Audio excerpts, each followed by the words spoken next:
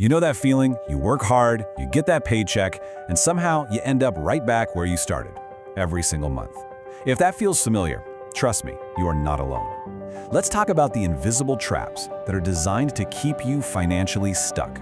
Seriously, have you ever felt like you're just running on a financial treadmill? You're putting in the hours, working harder, but you're not actually getting any further ahead? It's a really common feeling, especially right now. But the reason for it? Well, it might not be what you think. And here's the most important thing I want you to hear today. This is not some personal failure. It's not about being bad with money. It's about realizing that the world we live in is just filled with these carefully designed traps. They look normal, they feel normal, but their whole job is to separate you from your money without you even noticing. So what exactly is a money trap? Think of it like this. It's a habit, or maybe a financial product, that seems totally harmless on the surface. You know, it's that one-click upgrade, that super easy credit offer, the everybody's doing it investment trend you see online. These are the modern traps that just quietly drain your future wealth. Okay, so if that feeling of being broke is just the symptom, then these traps, they're the cause. So let's start naming them. Let's start identifying them so we can begin to take them apart, one by one. All right, we are gonna pull back the curtain on 5 of the biggest money traps out there right now. We're talking lifestyle creep, the siren song of easy credit and buy now, pay later, those viral get-rich-quick schemes, the silent wealth killer that is inflation, and maybe the most dangerous one of all, that little voice that says, I'll start later. Let's dive in with the first 2 traps, because these are the ones that hit your bank account the most directly.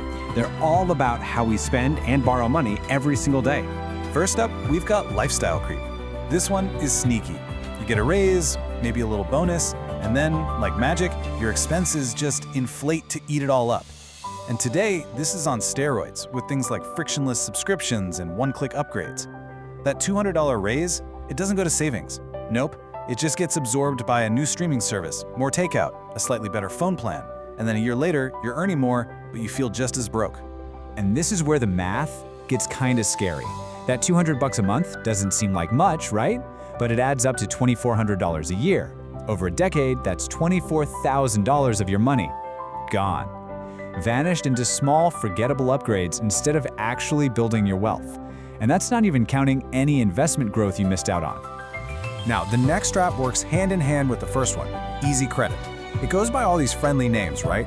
Buy now, pay later, 0% financing. These offers are everywhere, and their whole purpose is to make a big purchase feel small. A phone here, a couch there, each little monthly payment seems totally manageable on its own. But they stack up. And this right here, this is the result. Before you even realize it, 15, 20, maybe even 25% of your monthly paycheck isn't even yours anymore. It's already spoken for. It's going out the door to pay for stuff you bought months or even years ago. It becomes this heavy chain just dragging your finances down. So, how do you get out? Here are 4 things you can do right now. First, the 50% rule.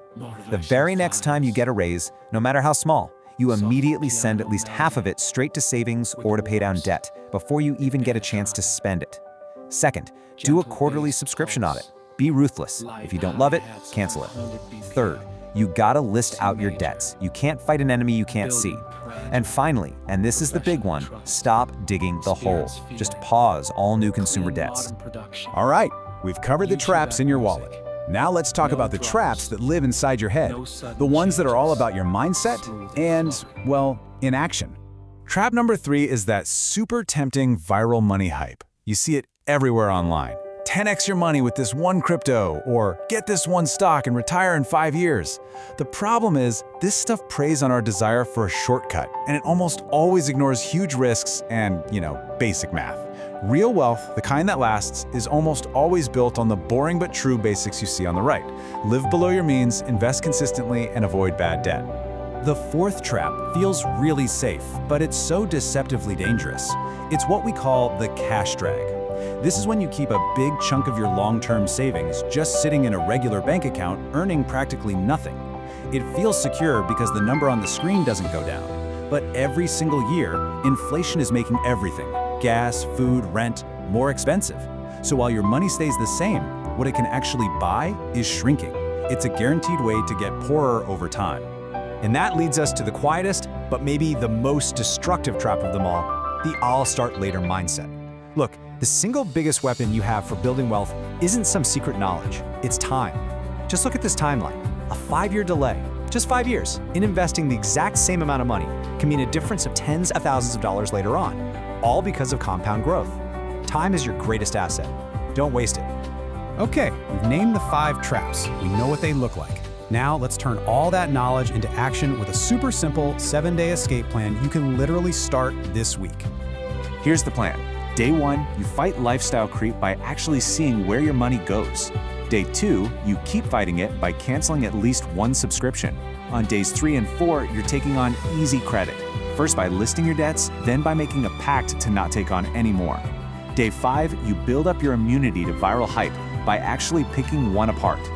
Day 6, you beat the cash drag by looking at your savings. And on day 7, you finally break that start later curse by just taking one small step you've been putting off. None of these take more than 30 minutes. So, after hearing all of this laid out, I've got one last question for you, and I want you to really think about it. Which one of these traps has its hooks in you the tightest?